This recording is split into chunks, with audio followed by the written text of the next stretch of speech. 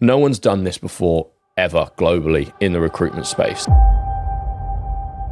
Recruitment is an industry that is secretly creating millionaires, but people don't know about it because it's not a sexy job that I guess is idolized. It was only 3 weeks ago. There was a 7-day period. I had 4 jobs called in, all inbound leads, with 4 live jobs that we're now working on. The combined value of those 4 jobs is $100,000. That's in a period of 1 week.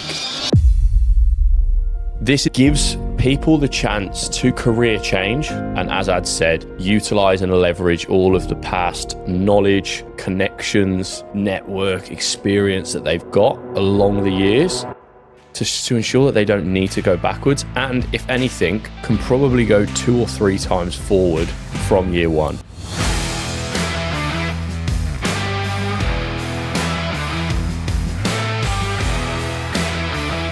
Hello and welcome back to another episode of the Two Blokes, One Business podcast. I'm Powell, this is Harv, and this is going to be good. And for those of you who are watching on YouTube, you're probably thinking, fuck me, the boys look good today.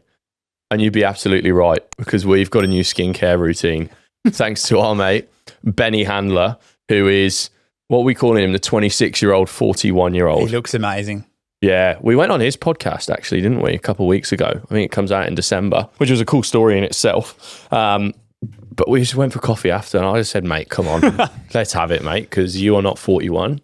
What's your skin routine? And he goes, oh, yeah, you know, and Ads goes, no, tell us everything. Yeah, he was, I surf a bit, you know. I'm like, no, mate, come on, give us the fucking sauce. And now he did, but we're not going to give it to you guys because it's ours. Yeah, and by the way, we got it in the neck from our missos because we dropped $1,500 on skincare. And I made the mistake of telling Britt, and she's like, hang on a minute. For the last 2-3 years, I've been like researching the internet for the cheapest, like best quality products. And then you two idiots just go and do that. One word comes to mind. Unlucky. To be fair, I made the mistake of letting Mads use this one last night. Woke up this morning looking incredible. So now I'm going to have a fucking battle on my hands today when she goes, oh, can I use that again?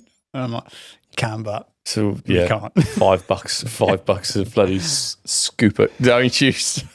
This is a professional podcast. Oh shit! What else has been happening? There's been so much since we last sat down and had this.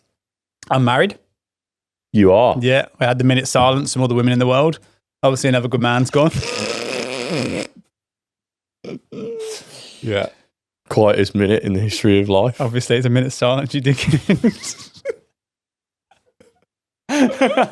How was the wedding, mate? Did you enjoy it? Mate, genuinely the best day of my life. Yeah. Like I was, obviously you were heavily involved being the best man. The whole week leading up, the day before, up at the venue, just cruising. I was so chilled out. I almost felt a bit bad how chilled I was. I was like, fuck, I should probably care a little bit more here. I just felt, and driving to the venue, the lads in the car, I felt like I was off to the pub, to Mermaid Surfy. Like I just had a couple of beers, I had the lads with me, tunes are on, and fuck, how good's this? Yeah. And then we get there, we put our little flower on, which was cool. And then when we took that first step onto the grass. How did you, hang on, you nailed the flower, didn't you? Like you got it really right. Yeah, we'll get there. Yeah, took a few steps into the grass. Everyone's already sat down. Celebrant's already up there, Ray. I was like, oh shit. Okay, game on. Like just crossed over the white line of the football pitch. Yeah.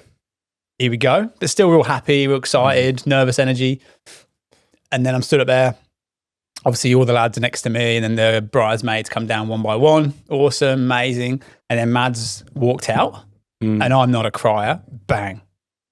My eyes were gone. I was in dire straits, and I couldn't get it back the whole way. It was tough to watch at times. It was lovely, mate. It was good. But she, all week, Mads was like super high, like just going, oh, I'm so nervous, anxiety, all that stuff. Dialed in massively for the actual ceremony. She nailed it, yeah. Yeah, as soon as she saw me, she just got real calm and. But that's safe. Nice, mate. That's what you want. Like from her perspective, like you obviously care and love her that much. You couldn't hold it together. I remember at one point when you're reading your vows and you're just struggling. I remember just being stood behind you, come on, mate, you got this. But no, it was genuinely the best day of my life. Like, and I really didn't think I'd be saying that because if you know me, if you listen to this pod a fair bit, I'm pretty just fucking direct, quite logical, it's a lot of money for one day. But genuinely everything, every bit of time, every bit of money, all the stress of it, just so worth it. Yeah, and you'll only do it once. So 100%. Yeah. What else, mate? Because that's been really good. Here you go. I've got loads. Thanks for coming back to the Adam Powell podcast. We got nominated for an award, Gold Coast Young Entrepreneur of the Year, the overall award, and then also in the professional services sector, would you say? I think we came 8th out of 8th. Now, we didn't get the chockies this year. Didn't get last year either. But I think that time's coming. It's a good room to be in, right? And what I say is last year was the first time we went, and we actually thought we had a chance of winning it. We were like, we did $1 million in our first 10 months. We're like, that is class. That's outrageous. And then you go into that room and like you hear the people that win and what they've achieved, and you go, oh, okay, maybe there's levels to it. But then this year, I'm like, well, actually, we've had a fair bit of growth. Like, not in team size, not as much, but because the labour hire business has grown so much, the actual figures, like on a balance sheet, there's been a lot of growth. And I was like, oh yeah, maybe we got a chance. And then old mate who won it last year wins it again, and it's like this year in the last 12 months he's scaled from 40 staff to 77, and you're like, oh yeah, there's still levels to this. But it's nice to be there and recognised, but it's also nice because it humbles you a little bit, doesn't it?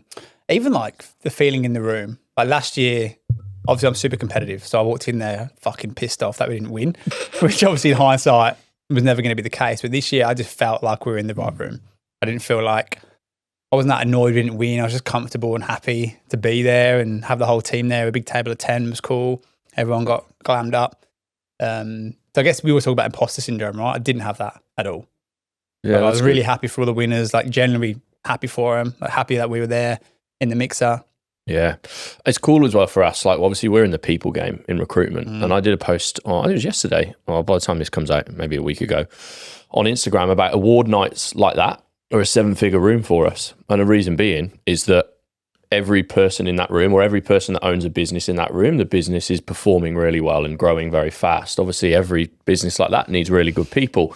So when we have the skill that we have and the value that we can add, that room potentially becomes a 7-figure room, because there's 50 of our ideal ICP in that room, and you can connect with them face to face, which is where you get your most of your cut through. But you're also nominated as well, so you've got the credibility that kind of sits then behind actually building that initial connection. So as much as it's like an awesome social experience and fun and great recognition, selfishly, it's also a great business opportunity. So it's doubling down for us. Good little networking event, isn't it? Yeah. Go on, mate. Another one for the Adam Powell Show. I actually bought an investment property today. Well done. Under contract, Bosch. Yeah. And funny how that comes around, right? Talking about networking. So we had Maddie Schreimer sat on this sofa probably 4 or 5 months ago on the potty. Awesome guy. Got a great business. Stayed in touch because you like speaking to good people. Found out I had a bit of equity in my current house. Reached out to Matty. Said, mate, what do you think? He goes, perfect. Speak to Olivia. He's in his team. He's an absolute weapon. And literally 10 days later, bang, under contract, done. Fuck. How good is that? That's elite. Yeah. That's good, mate. That's serious growth. Like, so you own your house. You've now got an investment property. You've only just turned 30. You're on the right track. It's cool, hey? Yeah. Cool. I know we always talk about, like, we're just fucking working class kids from the Midlands. You know? We're failed footballers. They thought, fuck it, let's go to Australia. And now we're just out here fucking talking shit on a podcast, a couple of properties. You just bought fucking the family home in Currumbin with your 2 daughters, with your fucking missus. Like, this is cool.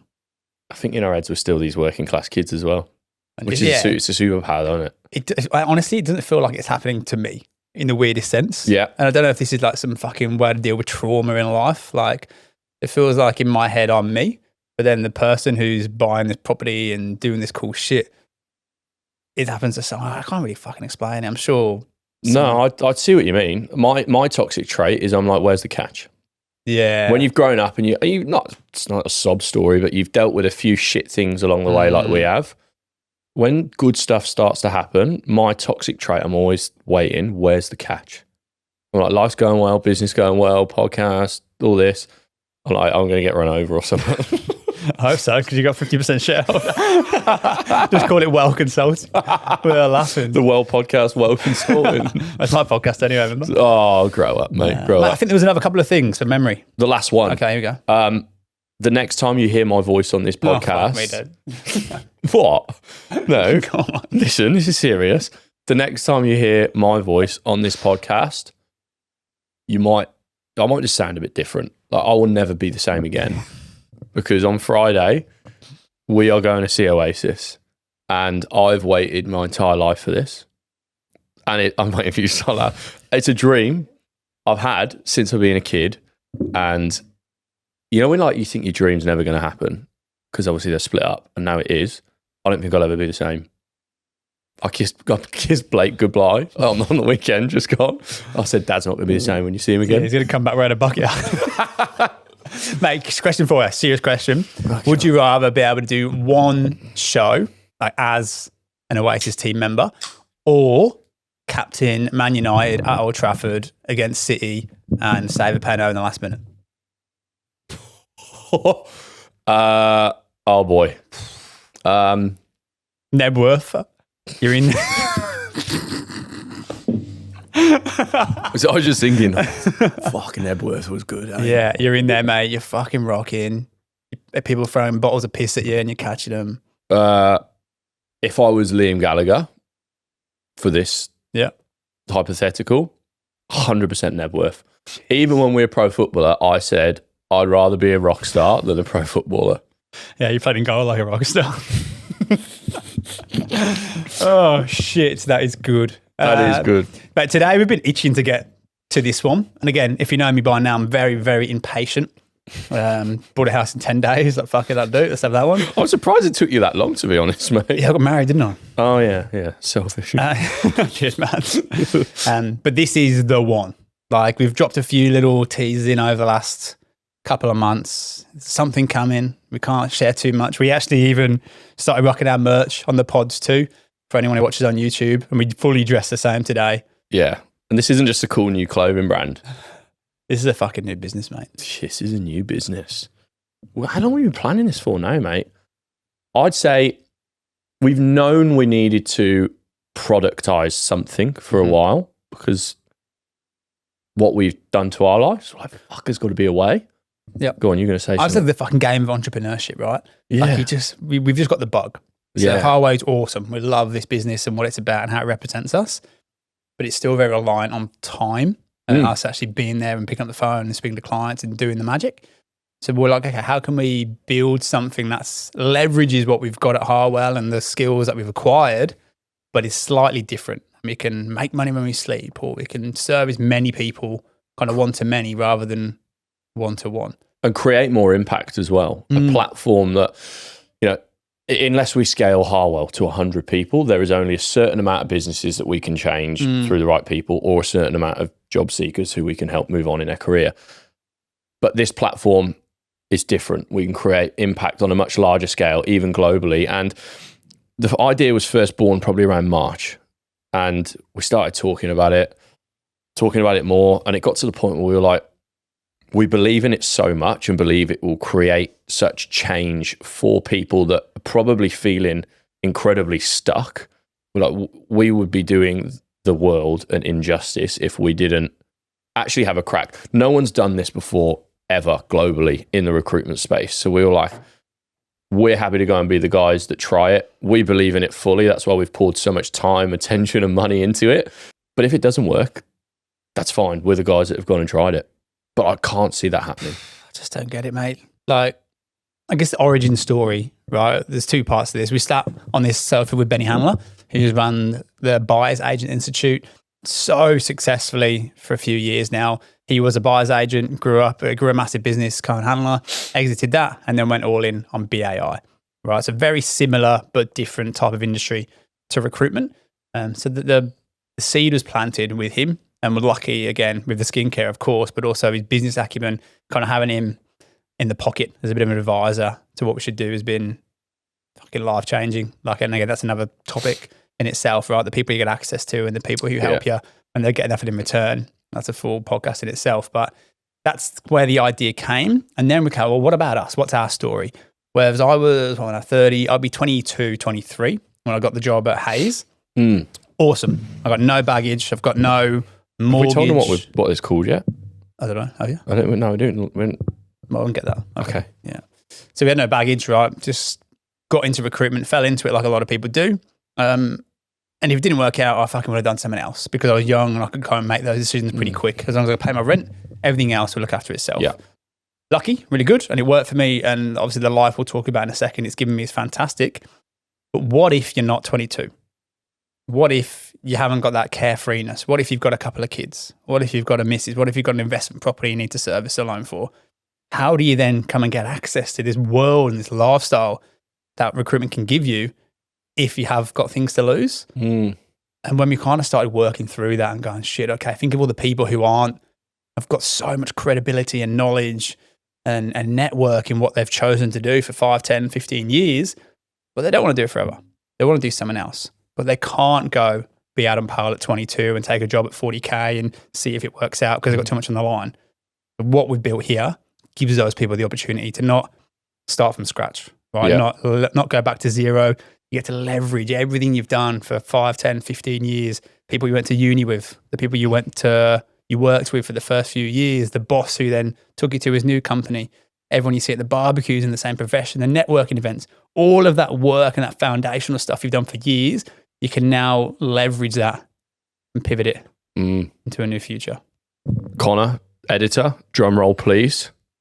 This is the official launch of Recruitment Agent Institute. Bosh. Mic drop.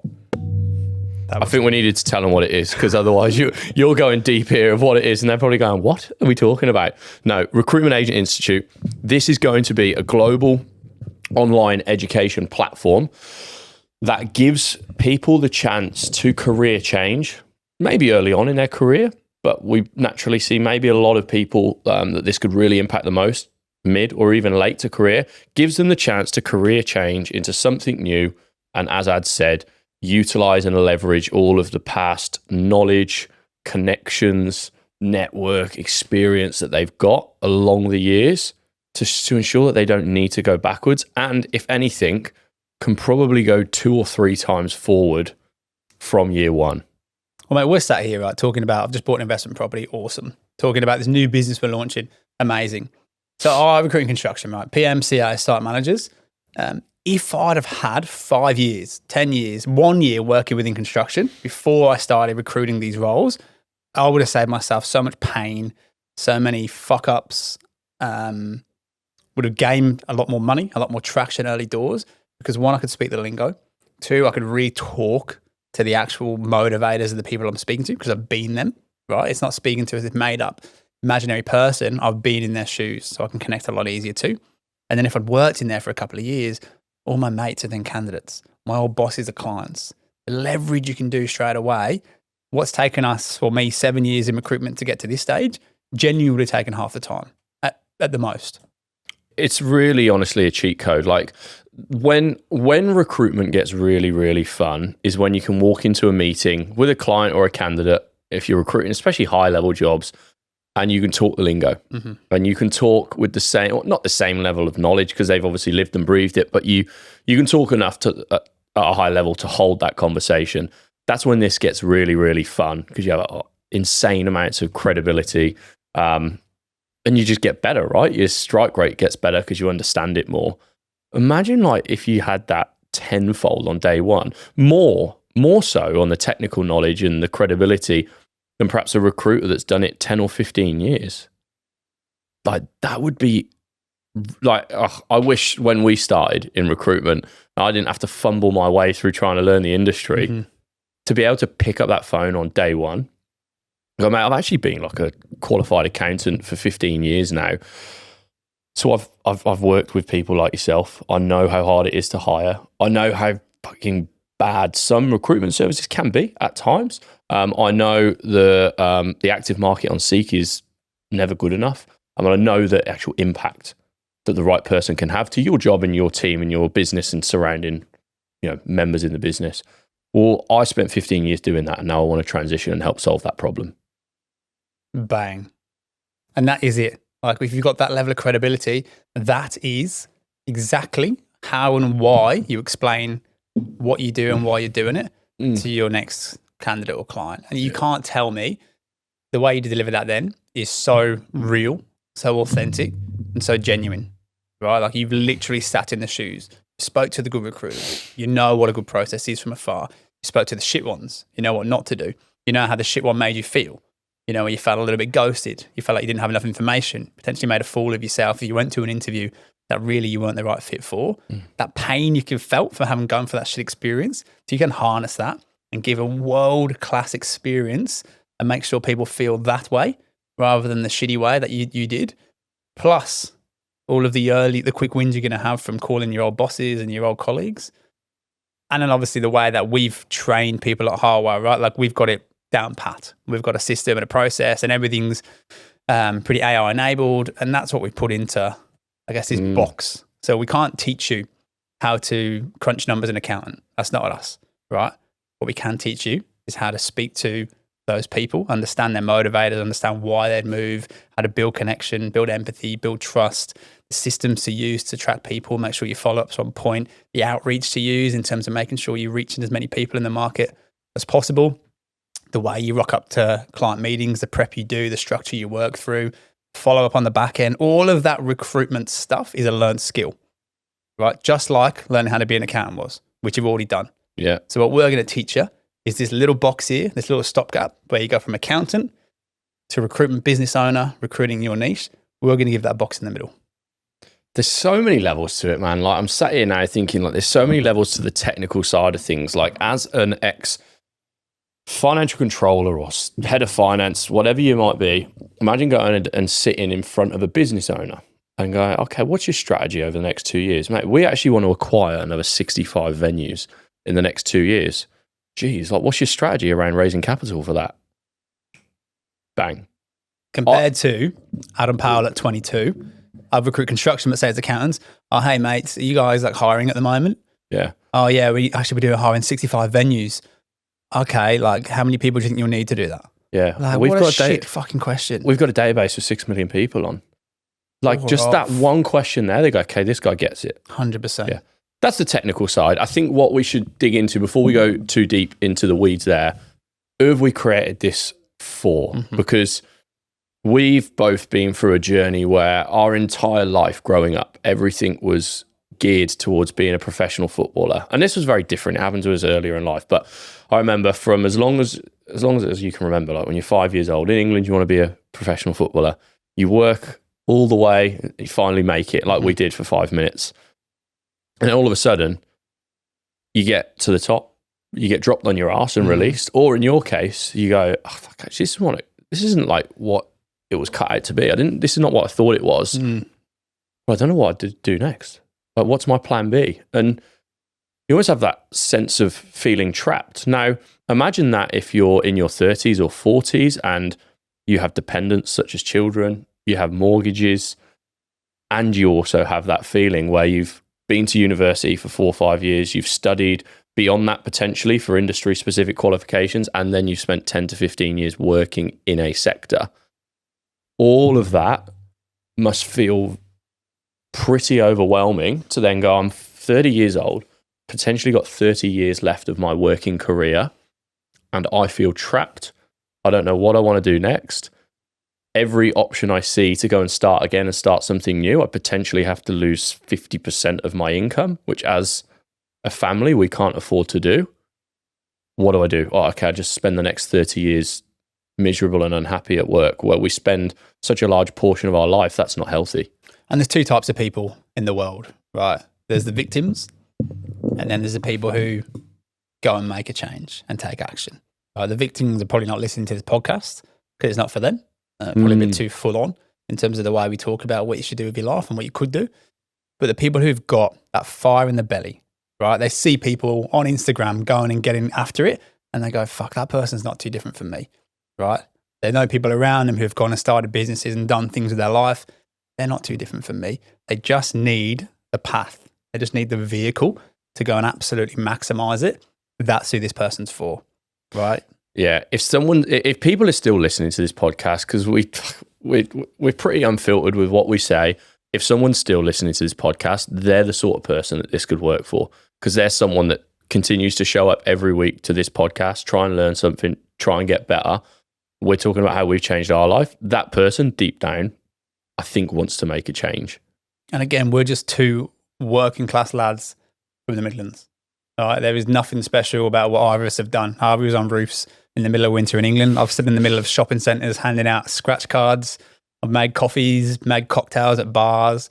Harvey was a failed salesman at Porsche. Like, there's nothing about our background that makes us any different to anyone else other than the fact we do shit.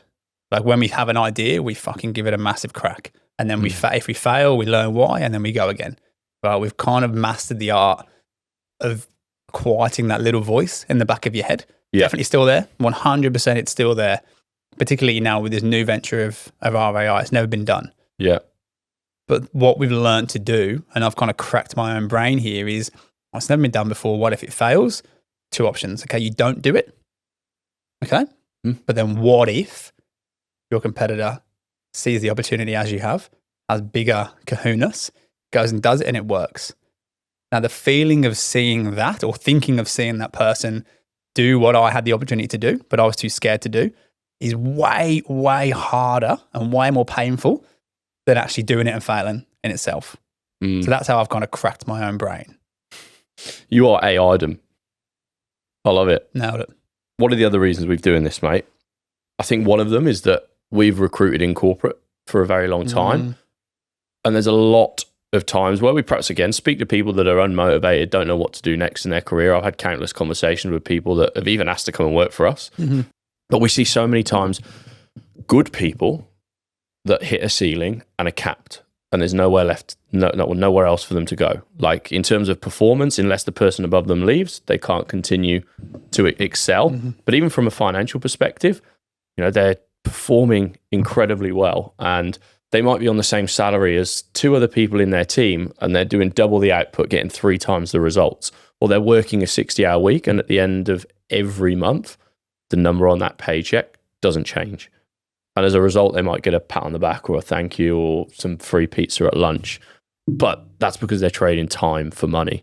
Whereas we want to give people a platform where they can pivot and start to get paid for their actual skills rather than their money. Like, people can come into this and go into recruitment on their own and just do it as a solo operator.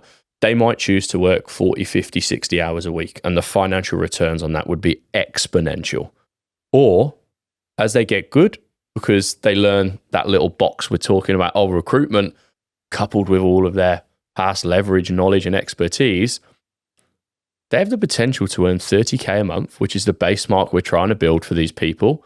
And honestly, probably do it when they've learned that recruitment piece in 10, 15, maybe 20 hours a week at most, if we're being realistic. And to share, I guess, numbers in recruitment, because I'm well aware that it's our world and it's ingrained in us.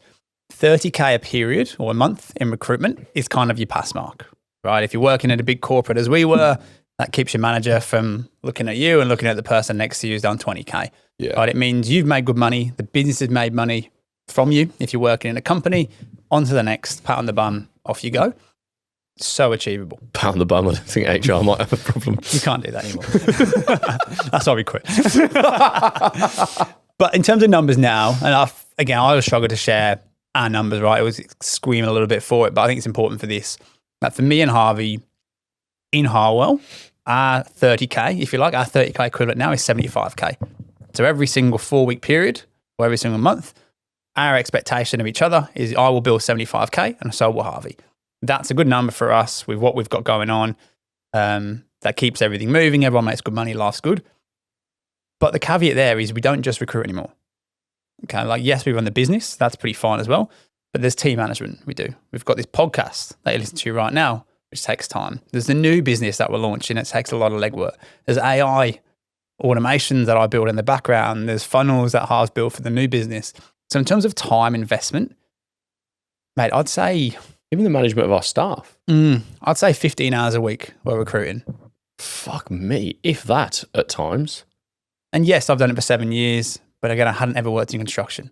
So I've literally started from zero. Hadn't worked in recruitment, hadn't worked in construction. Yeah. You couldn't go further back, right? So if you can come in, know your industry inside out, follow this box of tricks that we've got for you down to the T. Yeah. 30K is so achievable. And that's not 30K for a big corporate where you get your little slice. That's 30K for yourself.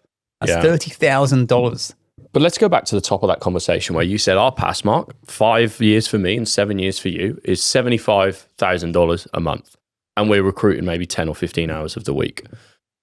If people are making this change at 30 years old, they're going to hit that tenure as us before they're even 40. $75,000 a month for 10 to 15 hours a week of work is $900,000 a year. What does the average site manager or project manager earn on the Gold Coast? I'd say 200. 200K. Okay. For working how many hours a week? 50 at least. 50 hours a week. Cool. For someone else. Mm-hmm. So they're going to more than 4x their income, cut their time worked by 3 or 4 times for themselves. It's a pretty good trade-off in 5 to 7 years. Bearing in mind, then we come to the lower end of that, and that baseline pass mark being 30K a month. That's $360,000 a year. Now, accountants I work with that might be 5 years post-grad in a good financial or senior financial accountant role will be anywhere between $100,000 to $120,000 a year plus super, similar hours in a corporate company. So they're potentially going to 3x their income for maybe half of the input for themselves. And that's just the numbers. And that's 30K. And again, if you talk about average fees in my world in construction management, it's 20K is almost kind of your starting point, right? And it's up to 30. Like I did one this year at $60,000 for one placement. Yeah, it's bonkers. Okay, like it's. I'm not sharing this to fucking look how good we are, but this is what's possible, right? $60,000 for one placement. Which, if you're thinking longer term now, that person's either the GM of a construction company. I've placed him. He loves me. We're best mates now. So all of the work underneath then comes through to me as well. So that's the relationship piece, right? So the next job after that, which might be worth 20. I'm not out there hounding the pavement, cold calling. I'm literally calling my mate who's so thankful I've got him a job where he can move back to the coast and spend more time with his father who's unwell. See how it gets easier? But then you double down on that, because from that process where you recruited someone extremely high up into a Gold Coast construction company, one guy got the job. Mm-hmm. Now, I know you'd have probably spoken to 50 people maybe who are at that level across Queensland or Australia. Now, those 50 people, they might have interviewed or not got the job. They might have not been interested. They might have spoken to you, but the company weren't interested. But there's 50 people there that are your ICP. So not only the guy that got the job, but 50 people that had a good experience with Adam Powell in recruitment, also hire for 10 or 15 roles a year. You need to go and win one of those over. And back to that credibility piece you spoke about, right? But if you're in construction, you can sit down with these people and you say, hey, I know how painful it is when someone quits out the blue, and as a project manager, you're the one who's left to pick up the slack. And then you can't go and take Tommy to football on Saturday morning because you're stuck looking at spreadsheets and programs. I know the impact that has on your family. I understand then when you come to work on a Monday morning, you're burnt out. You've got nothing left in the tank. I get it because I've been there. Having that conversation and that connection based off shared experiences, and then saying, and this is why now in recruitment, I do A, B, and C. This is what I'm known for. This is what I value. And this is how I can potentially help. I love it. Hey guys, thanks for tuning in to another episode of the Two Blokes, One Business podcast. Now, apart from being world-class podcasters, we also run a recruitment agency called Harwell. If you're keen to learn a little bit more about what we do, then head over to our Instagram at Harwell Group and check us out. Back to the app. Let's talk about what this is going to do for the people that do choose to go down this path, graduate off the course and absolutely nail it, because it's going to change quite a bit of their life as well. The myth of job security is a big one at the moment. Yeah, I just think you've only got to go and listen to some really high-level business podcasts to talk about AI and the transition of the business world. There's hundreds of thousands of jobs every day, week, month that are being made redundant. Entrepreneurship is at an all-time high. So arguably, I think the old days of working for the man and the big corporate businesses where it's a safe paycheck, it isn't, because you're one decision away or one email away from that being taken away from you. Ultimately, for me, taking full ownership of going all in on yourself and having control over everything, really, that's job security for me. Is it almost that victim versus victim mentality? If you're a victim and your company has redundancies, oh yeah, the company have let me go. Great, but there's also people they haven't let go in that company, right? What skill set, what were they doing to stay on that side of the line. And unfortunately, this person who's been let go is on the other side of the line, right? Whereas the victor, the person who probably goes and has a crack themselves or has kept their job there, they're high agency, right? They're bringing ideas to the table. They're delivering on plans, right? They're managing their own workload. They're helping people next to them. They're going above and beyond just what the role duties say. But then the argument is if you're doing that for someone else, why not go and use all the energy and expertise that you've got and do it for yourself? The return on investment you'll get will blow it out through the water. And then if you're not that financially motivated, right, there's people I can envision who are going to come and be a part of Recruitment Agent Institute. They might already be on good money, right? But I think when you get to a certain point of good money, sometimes it's about a bit more. It's about something deeper than that. It's about freedom of choice, whether that's how you spend your time, the way you spend your money, the ability to help people around you as well and do different things. Like it's so hard because we've been there ourselves with a big corporate. Hey, I want to go and see my family. They're over from the UK. Oh, that's great, but you've only got 6 days of annual leave left.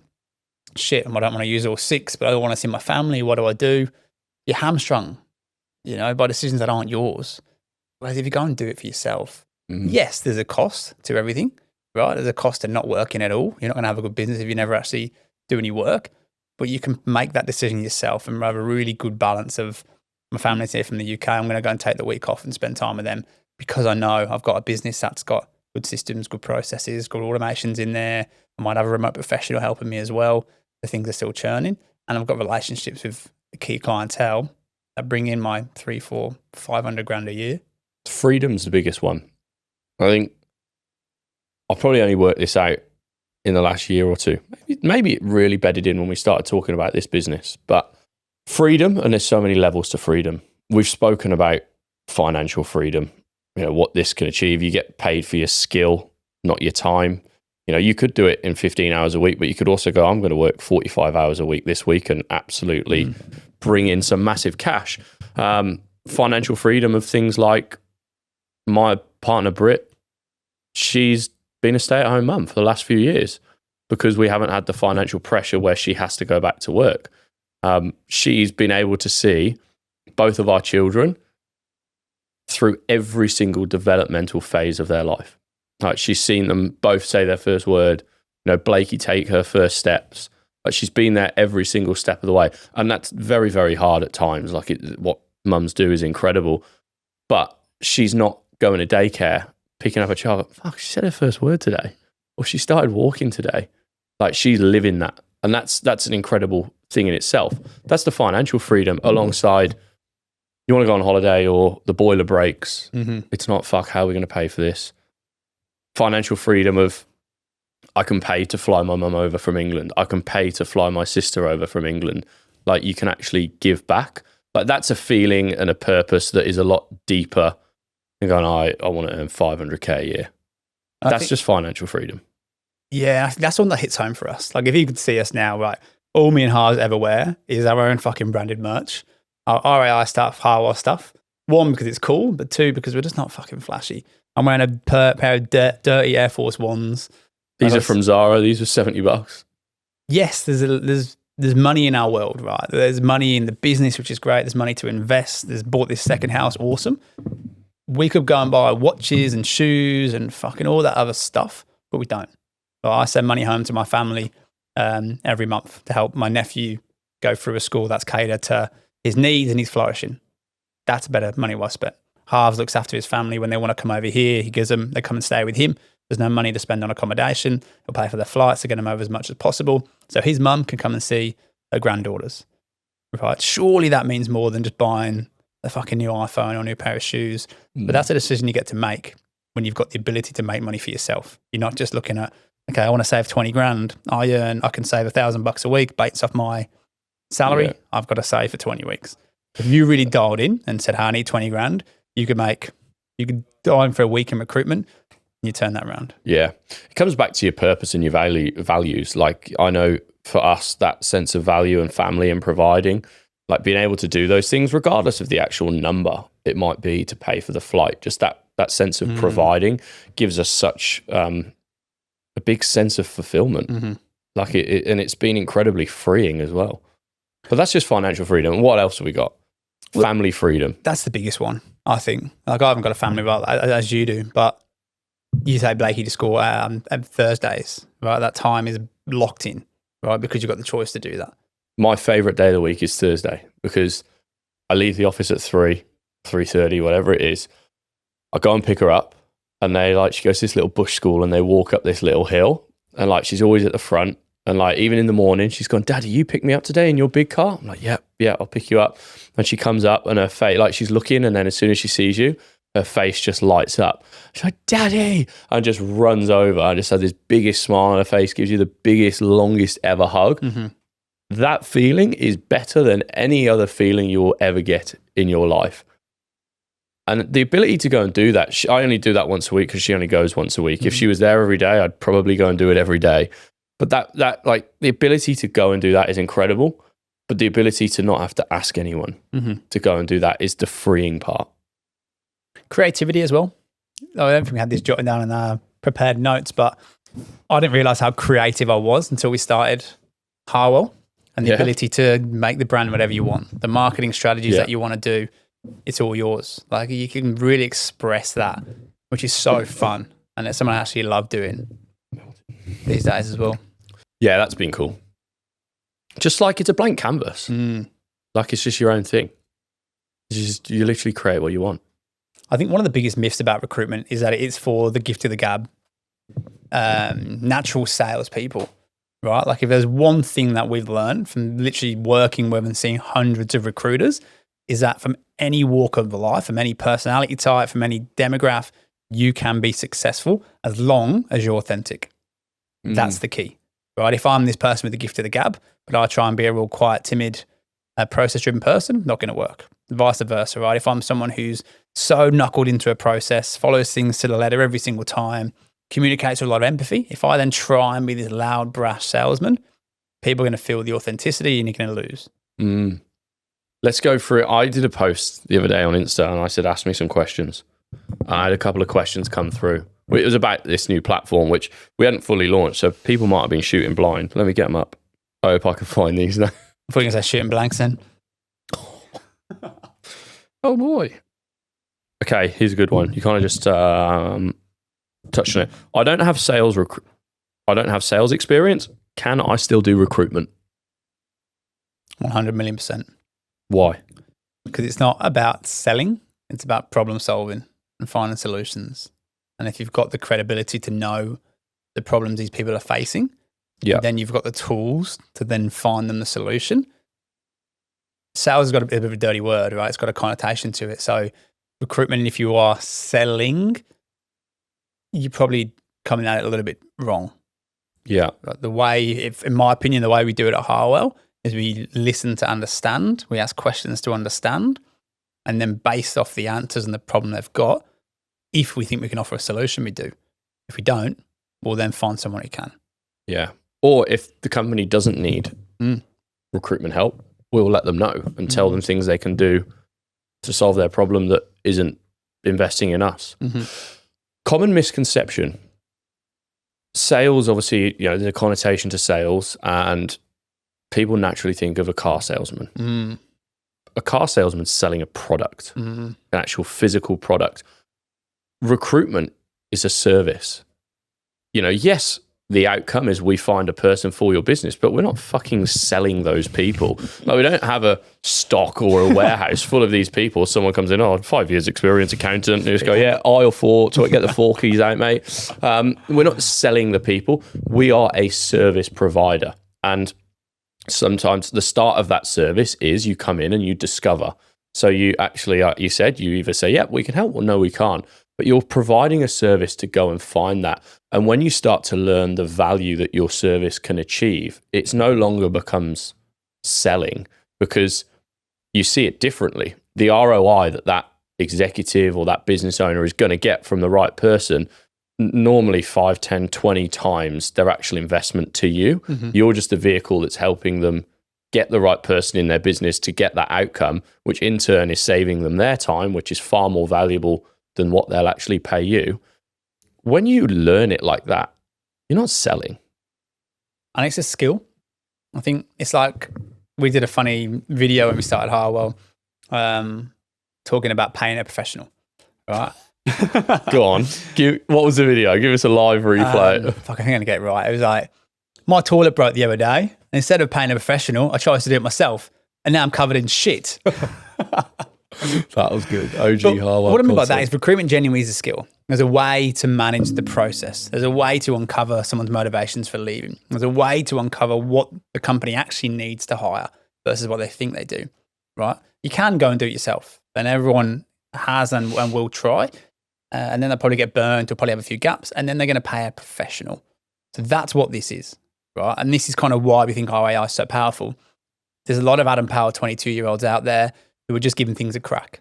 They've got no credibility in the industry they're recruiting for. They don't really know recruitment, but they're working for these big globals and they're calling people saying, hey, I can fix the problem you have without even knowing what the fucking problem is. Right? So if we can go and package up the way we do things at Harwell, which we think is pretty schmick. So we've been big corporate. We know the way they do things. We've then been me and Harvey at the kitchen table, 2-man band, just ripping it. And now we're a boutique team of soon to be 10. Right? So we've seen kind of all the layers of the land and the way things work in different places. And we feel like we've perfected a nimble, agile, smooth, efficient process that's super easy to replicate on scale to add on to your credibility. So we're building professionals here. We're building the A players of recruiters, the people who are coming in, they're missing out the first few levels of development because they know their stuff. They've got this foundation of how to do recruitment from us. And now they're just going to absolutely let rip and blow all of those people away. And people we've told this idea about, people with probably more of a scarcity mindset. Aren't you worried about bringing more recruiters into the industry? I was just about to say that. People are probably sat here thinking, why are you putting this out there? Why don't you just get these people, train them into Harwell and just expand? Because not everyone's built for Harwell, right? Not everyone wants to go and work for someone else. They're already doing that. And we don't want a 100-person agency. That's so true, yeah. The scarcity piece. The scarcity, that's the one. So why would you want to bring all these recruiters into the industry? Right? What's abundance v scarcity mindset, right? One, these people that are coming into the industry aren't going to be taking money from the top, right? The people who should be really, really worried about more recruiters coming into the industry who are, as we said, very networked, very experienced, very qualified, and then very up to speed with the way we recruit and how schmick that is. The people who should be worried are the bottom 20%. The people who are scrapping around, trying to cut corners, trying to do things unethically in the wrong way and just to make a buck. There's always going to be money to be made for people who do things right and are experts in their field. And then you even go back to the financial side of things. I think when we had Riley on the podcast, he said something crazy. It was like in Australia alone, the amount spent in recruitment last year was in the billions. So if you're going, okay, I want to go and work my 15, 20 hours a week, career change, have more balance, freedom over my life, I need to net to 250. You need 0.0000000 something percent of that entire pie.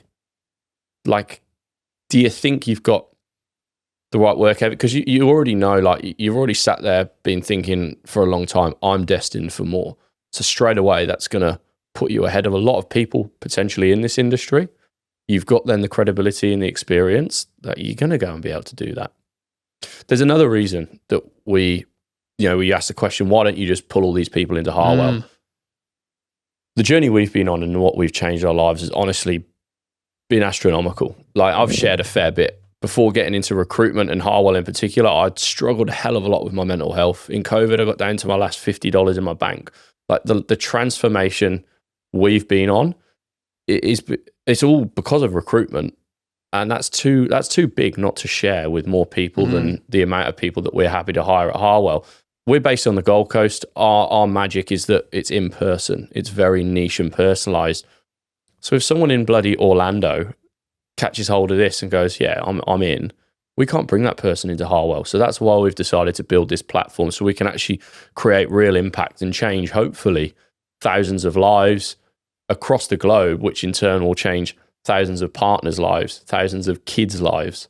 And it's just a knock-on and a flow-on effect from that. Recruitment is an industry that is secretly creating millionaires, but people don't know about it because it's not a sexy job like that I guess is idolized, because people are always falling into it because the traditional pathway was into a big global corporate because they dominated the industry with their tech stack. And you had to go and start on 40K base salary a year. So it was impossible to actually go in unless you were a young Adam. That's changed now. The recruitment agencies with the best tech stacks in the world are the ones like Harwell, who are so small and can pivot, be agile, tack on all these different things because it's not something you have to roll out across a massive company. So all of a sudden, the barrier to entry is very, very different. So we want this platform to actually change that industry and lift the standard. And even who people want to work for. I think there was 10, 15, 20 years ago, right? People wanting to work with the big brands because they were safe. You want to work with the big corporates because they're safe, right? And they're so big, obviously they'll do the right thing. That was the conception, which I think as time goes on, cracks start to appear. And now it's flipped. People now want to connect with their service providers. I do, in terms of when I go and use a buyer's agency. Connected with Mate Schreimer. He understood where I was at. I knew that he'd do the right thing by me. Mate trusted him to go and deliver, and what an awesome experience.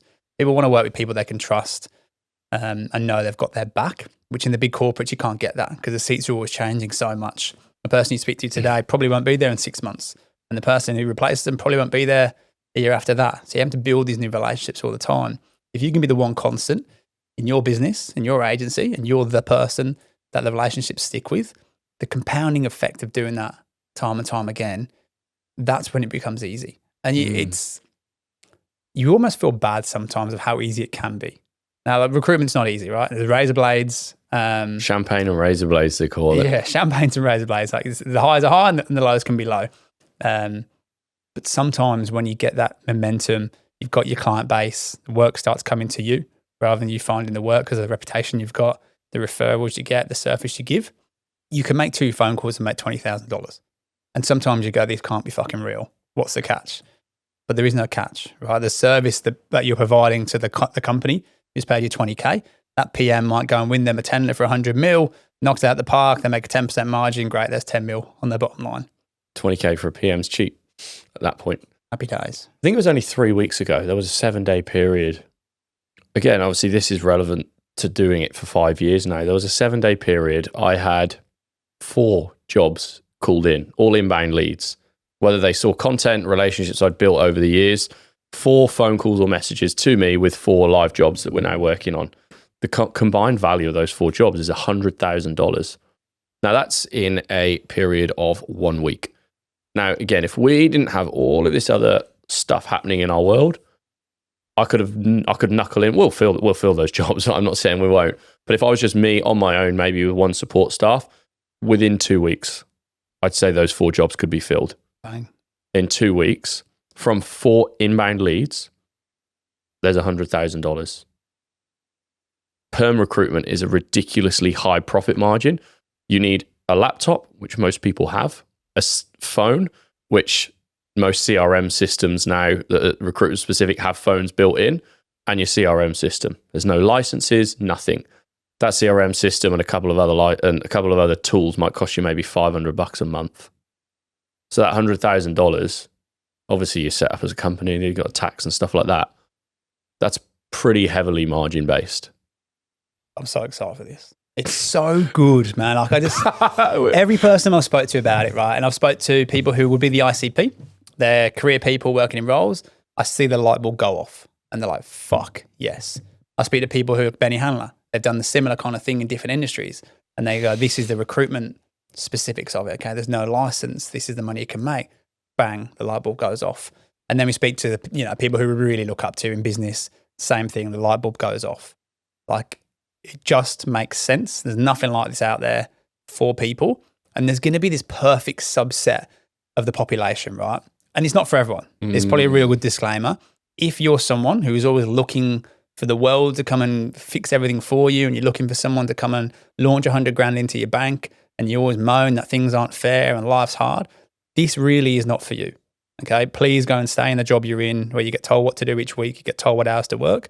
That is the best thing for you. It really is. But if you're someone who's done that and you don't want to be Susan in accounts who's been there for 30 years and just hates her life, if you think there's more to it, if you want to go and be able to work from that laptop lifestyle, work from Bali, take your family away and go and do that and still make money while you're there, If you want the freedom and the creative expression to build something in your image, you want the feeling that what you do last week is going to make your life better this week. And the work you do this week is going to go next week as well. This is what it can do for you.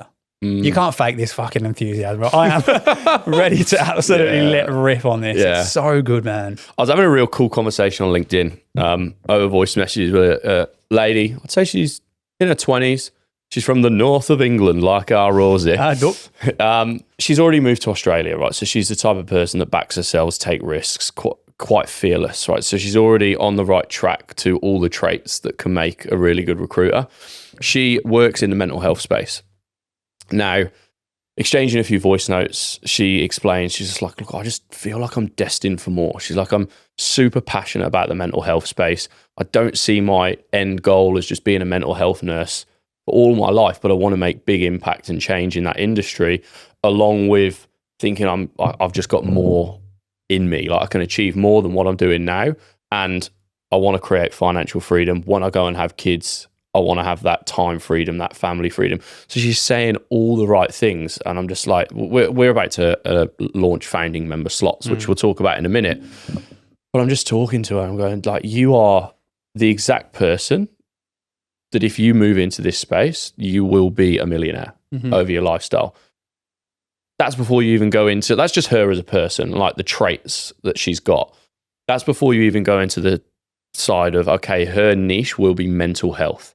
Now, unfortunately, mental health is a space in an industry that's going to grow because we're becoming a lot more aware of mental health and the stats are on the rise every single year. So what a time to capitalize on a market like that. Not from a sense of let's make money off people struggling. Let's go and help that industry and provide service so more people can get help in an industry that's going to continue to boom. There are not many people in the recruitment world nailing the mental health sector right now because it's so new. Now, if she goes and takes the risk, becomes a founding member of this business and goes and executes with the same enthusiasm that she's showing right now, she will change her life from now. Not even her own life, right? What you're talking about there is she'll change the lives of people who will have access to more mental health practitioners because she's helped find them roles or she's helped companies find the people. It's just an absolute snowball effect. And it almost feels like a bit backwards, right? Because in recruitment, the more you do for others, the more you serve with the intention of helping other people, the more that will come to you. As soon as you go into it, I can make some money here, or I can maybe slide that one in even though it's not right, bang. The universe just fucking chops you off and things will not go your way, right? And the kind of people we think is going to really flourish here are those people. Naturally, it comes to them to want to help others. That's not a skill to be learned or not something to trick their brain to make money. Naturally, they enjoy connecting people, right? They enjoy being the person who can find solutions for others, enjoy problem solving. This is for them. I might have been listening to a Hormozy pod the other day, and I think he said the number one skill for people to learn in 2026 is the ability to monetize their knowledge, skills, experience, and network. Because like entrepreneurship is a path that a lot of people should be considering, especially people that are within big corporates, because that landscape is changing so significantly. So that's the number one skill he says people need to learn.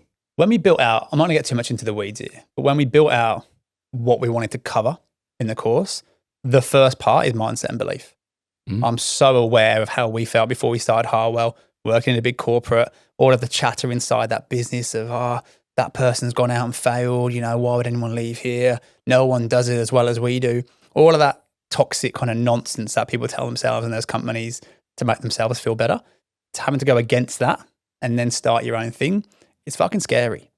It really is. So the fear of getting over that and taking that leap and taking action, that's the first big challenge for anyone who's considering making a change, whether it's with us or in anything of life. It's quieting down the noise from people who haven't got the balls to go and do what you're trying to do. Yeah, like people notice in a lot of our marketing material about this business, we won't talk about the technical side of things. Like in its essence, not many people will give a fuck. Like a lot of people will invest and buy into the journey and the change that it can really bring to their life. We will be here every step of the way. We've essentially packaged up every failure that we've learned through Harwell, every success. We've packaged this up into a product and service that is insane in terms of the value it brings beyond the investment. Like we help people, we will help you every step of the way to get to 30K months. That's the end goal here. But we're not going to talk about the technical stuff. Like it's all about the journey. Mm-hmm. And it's all about here we go. It's all about the person you become right on the journey as well. Like we've changed so much in 3 years, purely from obstacle, overcome. And the confidence you get in yourself as a human, knowing that when shit goes wrong and problems happen and things don't go your way, and knowing that you can look back at your track record and look at the 100,000 things that have also gone wrong and you've also overcome and things has worked out for the better.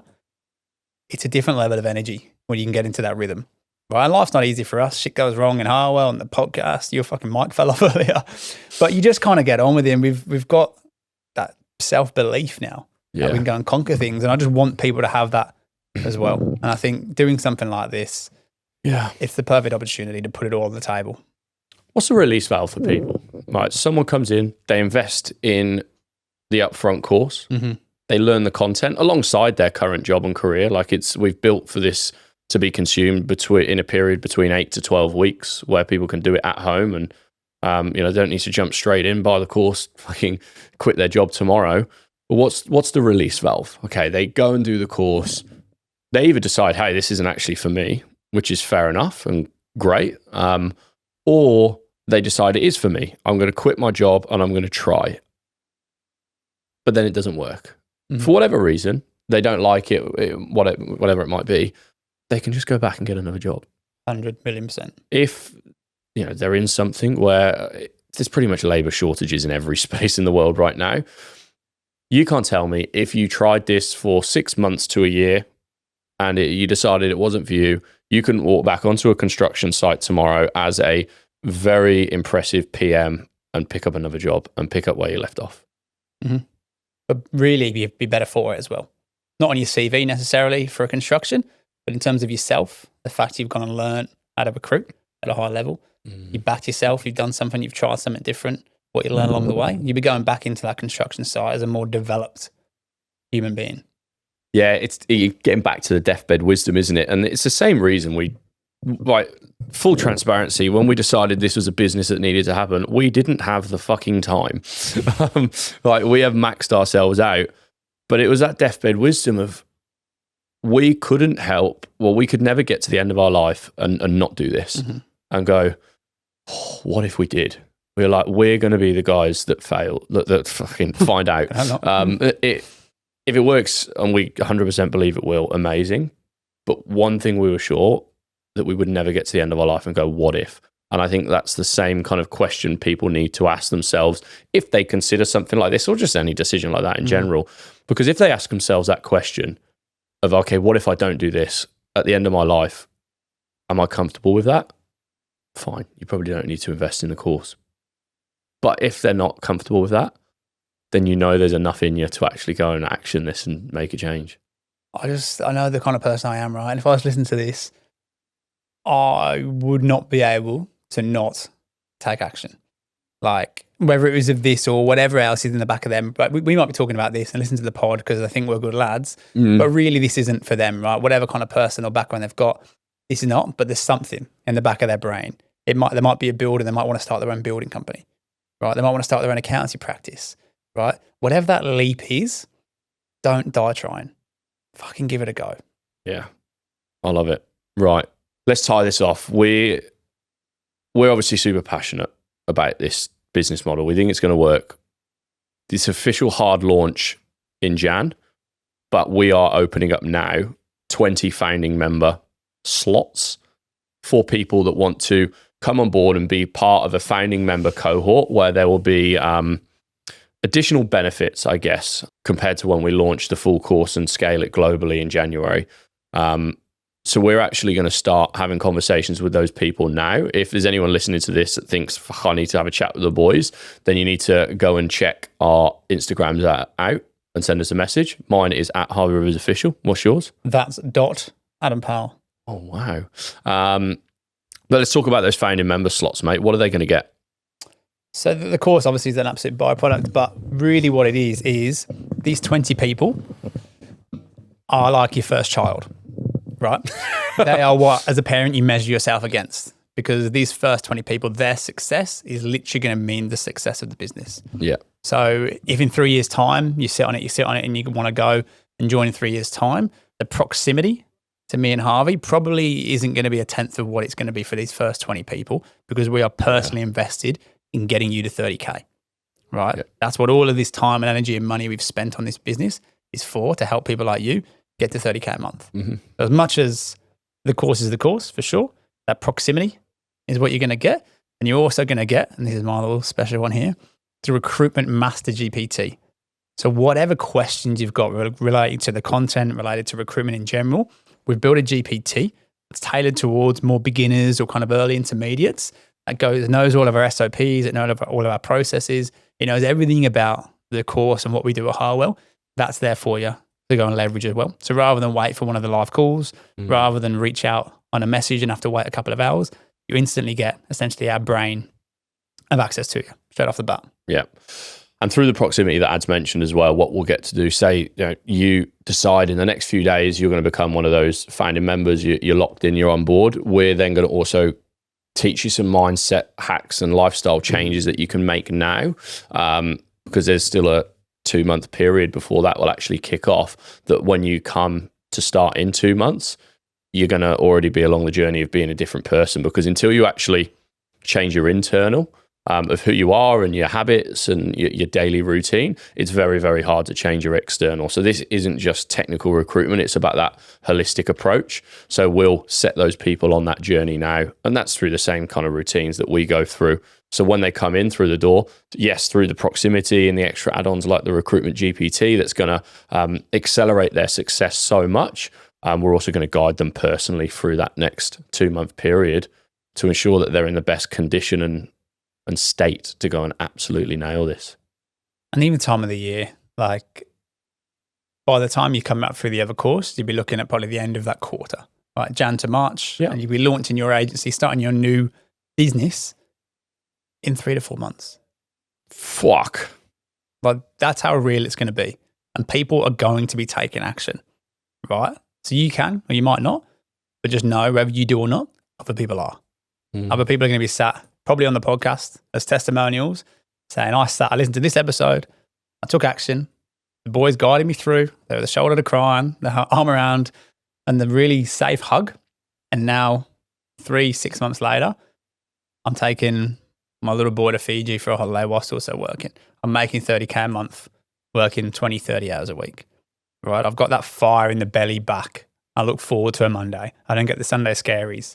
I've got my creative freedom. That is going to be people out there who are going to take action. The question is, you. Oh my God. That's good, eh? That's Steven Spielberg. Yeah. Can I buy a course? 100,000,000%. Fuck. That's it. Recruitment Agent Institute. You heard it here first. Strap the beep in. Nice. See you next week. Hey guys, it's Jake and Lockie from Naturally Cooked Sunscreen, and we are pumped to be sponsoring the Two Blokes, One Business podcast. We're on a mission to foster a generation of Australians who take sun safety more seriously and encourage it amongst their mates. You can find us at naturallycook.com.au or follow us at Naturally Cooked Sunscreen.